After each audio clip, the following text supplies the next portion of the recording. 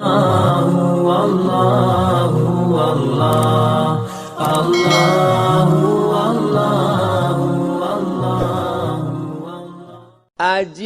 Halim sedang menunjukkan begini cara sayang kepada ibu. Wahai kalian yang tak menghormati ibu, yang menyepelekan ibu, yang merendahkan ibu. Malam ini lihat, beliau tidak ada ceramah, tidak ada tausiah, tapi langsung dibuat begini cara menghormati ibu. Ini sekarang banyak orang tak menghormati ibu. Berapa banyak ibu yang awalnya bantu-bantu, lama-lama jadi pembantu. Dulu dia tidak tarawih, kenapa? Karena kita menangis merengek di rumah. Sekarang di hari tuanya dia tidak tarawih juga. Kenapa? Dia menjaga cucunya. Berapa banyak itu terjadi. Jangan sampai. Dia tidak pernah menolak cucunya, dia sayang. Tapi kita yang berpikir, berapa kali dia tidak jadi sholat duha karena kita kencing di kaitnya. Berapa kali dia tidak tarawih karena kita menangis merengek sampai subuh datang. Berapa kali dia tidak iktikaf karena kita. Andai dia masih hidup hari ini, datang, belikan pakaian yang paling dia suka, belikan perhiasan kalau ada. Andai tidak cium tangannya, tapi yang sudah meninggal dunia, jangan lupa kau doakan, Rabbil firli wali walidayya warhamhuma kama rabbayani shaghira. Berdoa pun kau tak mau, apalagi yang akan kau bawa menghadap Allah SWT. Meregang nyawa dia melahirkan engkau, 9 bulan 10 hari kau menumpang di perutnya, 2 tahun kau menyusu, melahirkan, menetes darahnya dalam badanmu. Andai kau gendong dia dari Palembang, jangan sebut Palembang lah Pak Ustaz, dari Pekanbaru Riau, kau gendong dia sampai ke Makkah, kembali lagi, belum tentu dapat menebus satu teriakannya saat melahirkanmu. Lalu apa yang bisa kau lakukan? Datang seorang ibu pergi ke tempat servis HP. Nak, tolong anak lihatkan HP saya rusak kayaknya. Dia periksa, ini enggak rusak bu. Terus memang anak ibu enggak nelpon. Kenapa kau tidak telepon? Datang dia ke rumah anaknya. Nah, ibu enggak ada uang mau buka puasa, bisa minjam 100.000. Apa kata si anak? Sebentar ya ma, aku tanya istriku dulu. Ini Ustaz dapat dari mana? Ada yang kirim WA grup. Jadikan ibumu seperti raja, maka rezekimu akan diberikan Allah seperti rezeki raja-raja. Bukan hadis, dapat dari grup WA. Ini ibu minta terus sholat tarawih, tapi sang anak sudah tidak bisa. Aku mau hentikan saja sholat tarawih ini, karena mau buat tenda ini tidak bisa. Tiangnya bambu, sudah bocor. Kita stop saja sholat tarawih bersama ini.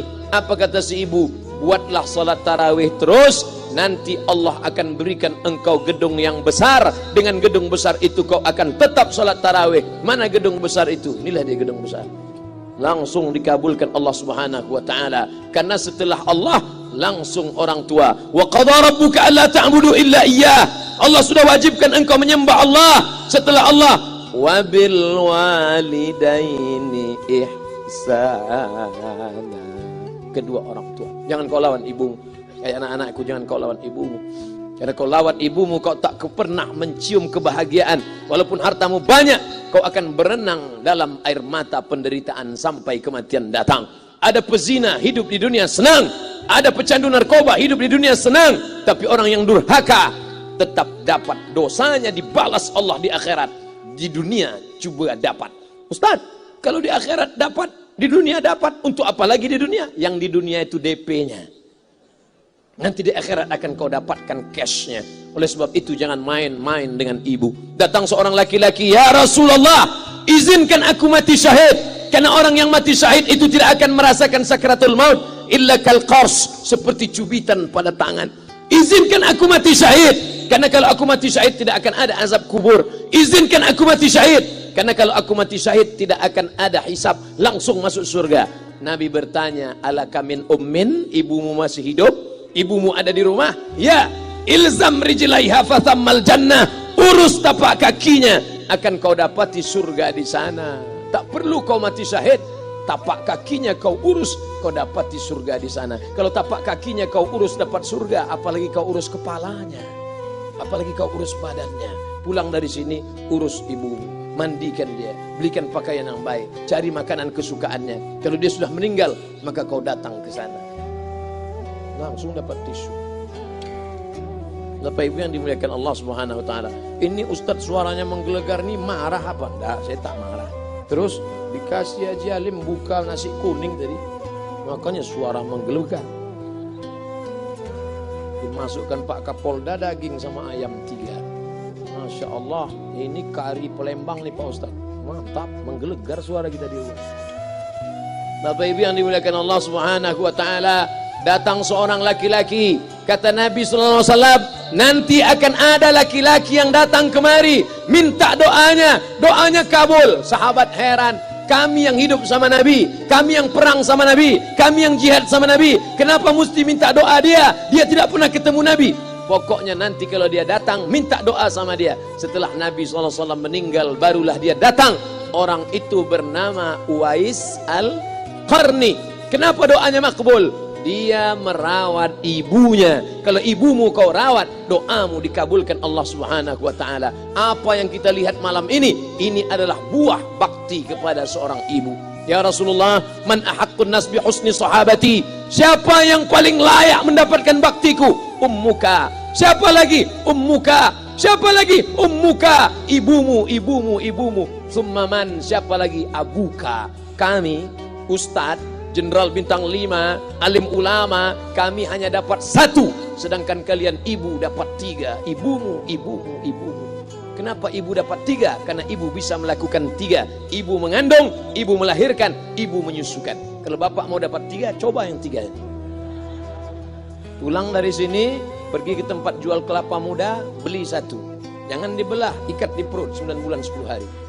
Kalau mau merasakan melahirkan, pulang dari sini, pergi ke tempat jual mangga. Telan bulat-bulat, keluarkan bulat-bulat.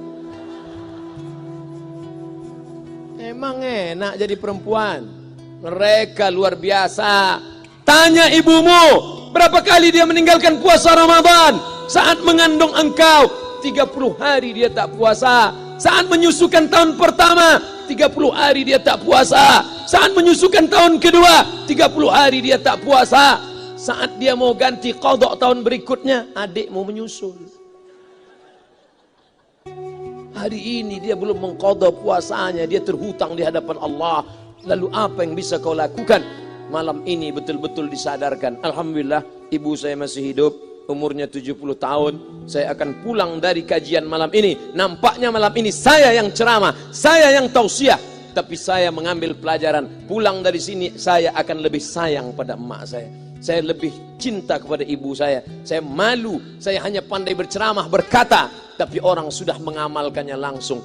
Haji Alim membelikan gelang ibunya 2 kali sampai 4 kali setahun. Gelang cincin. Sudah dibelikan 2 bulan, hilang. Kemana? Ada orang susah tadi aku kasih. Ternyata itu yang membuat rezeki melimpah ruah. Maka rezeki buah yang sudah matang harus kita joloknya dengan apa?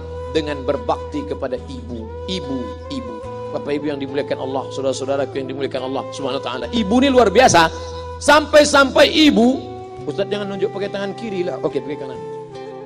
Ibu, andai ngomong ibu salah, tetap dikabulkan Allah Subhanahu wa taala.